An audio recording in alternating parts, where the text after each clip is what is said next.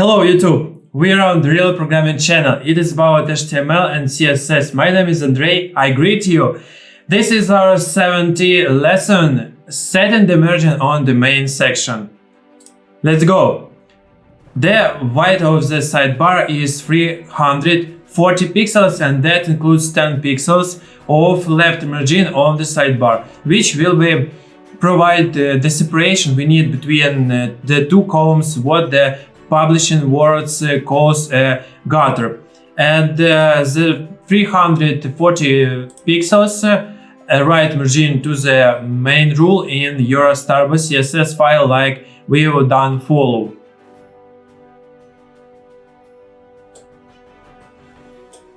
This is our code. We're changing the right margin to 340 pixels to match the size of the sidebar. So, test drive. As usual, save your starbuzz.css file and then reload index.html. You should now see a nice gutter between the two columns.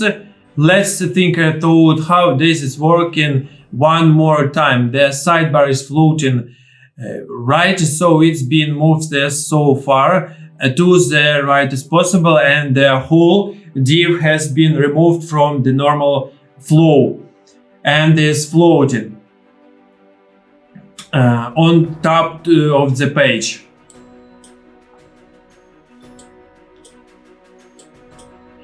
And now the main content div is still taking up the weight of the browser, because that's what block elements do. But we've given it a margin as wide as the sidebar to reduce the weight of the content area. The result is nice two-column look. You know the box of the main div still goes under the sidebar, but we won't tell anyone if you don't. By expanding the margin of the main div, we're creating the illusion of the two-column layout, complete with the gutter in between. We have another problem. As you were test driving the page, you might have noticed a little problem. If you resize the browser to a wide position, the footer comes up underneath the sidebar. Why? Well, remember, the sidebar is not in the flow, so the footer pretty much ignores it. And when the content area is too short, the footer moves right up. We could use the same margin trick on the footer, but then the footer would only be under the content area, not the whole page. Geez, so what now? We got a problem. When you resize your browser to a wide position, the footer and the sidebar start to overlap. Wait a sec. Before you get way into solving that problem, I have to ask, why did we have to go to all this trouble of using a margin? Why don't we just set the weight of the main area? Wouldn't that the same thing? That sounds good. Until you try it.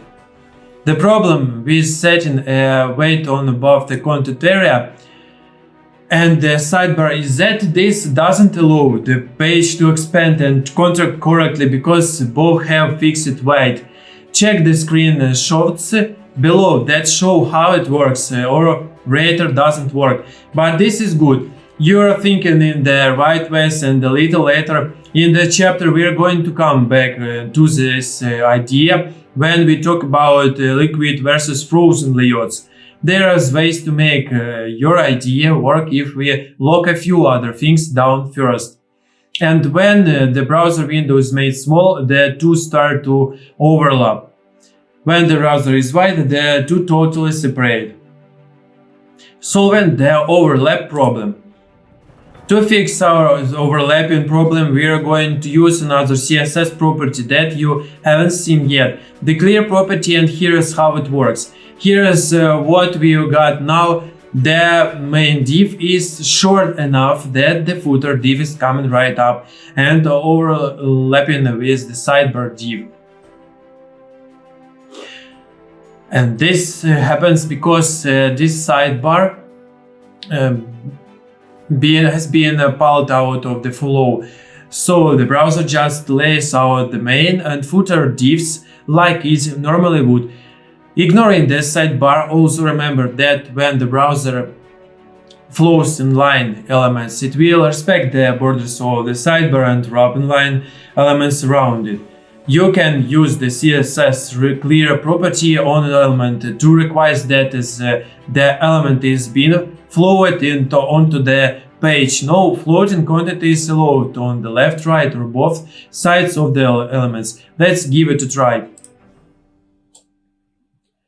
Here's we're adding a property to the footer rule, which says that no floating content is allowed on the right of the footer.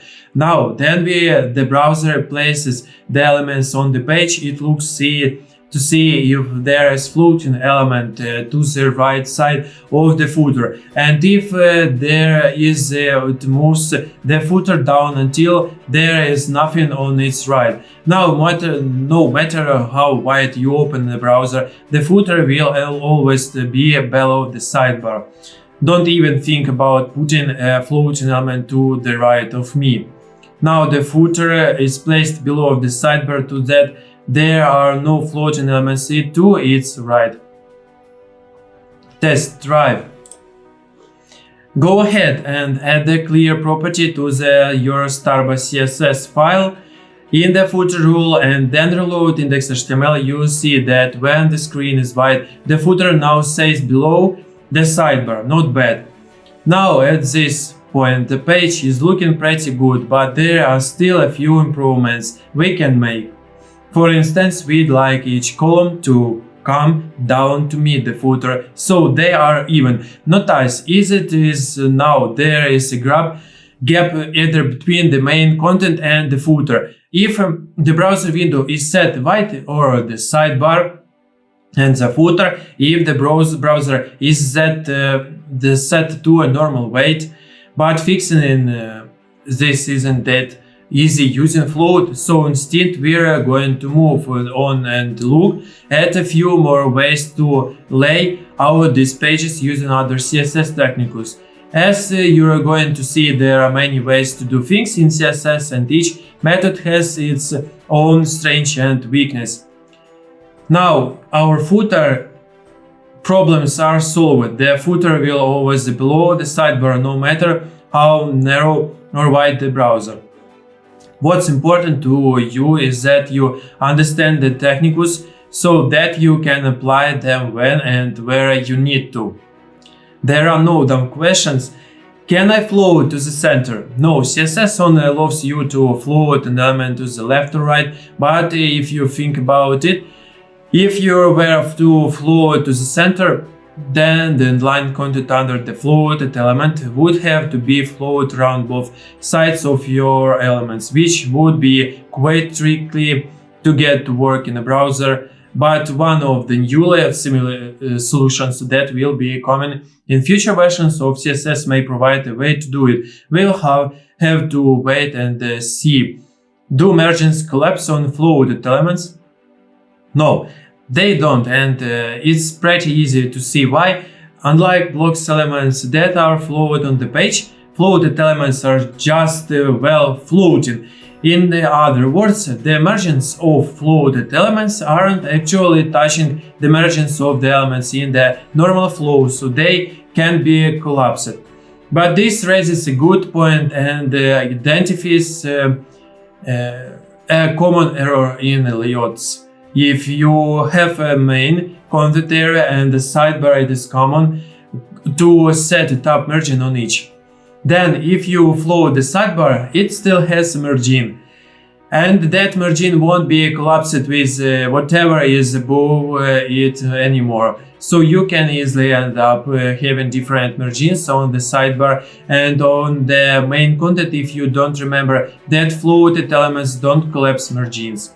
Can I float an inline element? Yes, you sure can. The best example and the common one is to float images. Give it a try, float an image left or right in a paragraph and you'll see your text flow around it. Don't forget to add padding to give the image a little room, and possibly a border. You can also float any other inline element you like, but it's not commonly done. Is it correct to think about floated elements as elements that are ignored by block elements, while inline elements know they are there? Yes. That's a good way of thinking about it. Inline content nested inside the block elements always flows around the floated element, observing the boundaries of the floated element, while block elements are flowed onto the page as normal. The exception is when you set the clear property on the block element, which causes a block element to move down until there are no floating elements next to it on the right, left, or both sides, depending on the value to clear. The only thing I don't like about this design is that when I view the web page on my smartphone, it puts the sidebar content above the main content, so I have to scroll toward it. Right, that happens because of the way we ordered the divs. And exercise look my CSS, no CSS, right tidy, left loosey. We'll talk about this in the next lesson, and this is our 7th lesson over. Thanks for watching, subscribe to my channel. Please put likes, share with friends, comment, eat bananas, chocolate, and nuts, drink more water for the effective work of our brains. Bye!